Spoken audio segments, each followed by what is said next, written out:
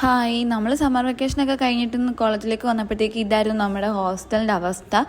എല്ലാം പൂപ്പലും പൊടിയും എല്ലാം കൂടെ പിടിച്ചിട്ട് കിടക്കാൻ പറ്റാത്തൊരവസ്ഥയായിരുന്നു. അപ്പോൾ പിന്നെ നമ്മൾ വിചാരിച്ചു എന്നാലും നമ്മുടെ ബെഡെല്ലാം കൂടെ ഒന്ന് വൃത്തിയാക്കാമെന്ന് വെച്ചാൽ നമ്മൾ 3 പേരുടെ ക്ലാസ്സൊക്കെ കഴിഞ്ഞ് വന്ന ടൈമിൽ വൃത്തിയാക്കാമെന്നും പറഞ്ഞ് ഇറങ്ങി. നമ്മൾ പെട്ടെന്ന് വൃത്തിയാക്കി കഴിയും എന്നൊക്കെ പറഞ്ഞ് ഇറങ്ങിയതാണ്. പക്ഷേ നമ്മൾ വിചാരിച്ചതിലും നല്ല പാടായിരുന്നു. കാരണം ഓരോ പ്ലൈവുഡും എടുത്തിട്ട് നമ്മൾ വൃത്തിയാക്കി തുടച്ചാണ് എടുത്തോണ്ടിരുന്നത്. നമ്മുടെ 3 വേറെ ബെഡായിരുന്നു നമ്മളിന്ന് വൃത്തിയാക്കിക്കൊണ്ടിരുന്നത്. ബെഡ് മാത്രമല്ലായിരുന്നു, ബെഡിൻ്റെ അടിയിൽ വെച്ചിട്ട് നമ്മുടെ തുണിയും സാധനങ്ങളിലും എല്ലാം ഒരുമാതിരി ആയിരിക്കുന്നു. പിന്നെ നമ്മളെല്ലാം ഓരോന്നായിട്ട് ഇറക്കി തുടച്ച് പിന്നെ തുടങ്ങി വെച്ചതല്ലേ, അപ്പോൾ പിന്നെ എല്ലാം ചെയ്തേക്കാമെന്നും പറഞ്ഞ് അതും ഇതും എന്നുവേണ്ട പുതുതായിട്ട് മൊത്തം മാരി പിറക്കി എല്ലാം നമ്മൾ വൃത്തിയാക്കാമെന്ന് പറഞ്ഞ് തൂത്ത് തുടച്ചേക്കുമായിരുന്നു. ഇതിൽ ഏറ്റവും വലിയ ടാസ്ക് എന്ന് വെച്ചാൽ നമ്മുടെ ബെഡൊക്കെ നന്നായിട്ട് പൂത്തിട്ടുണ്ടായിരുന്നു.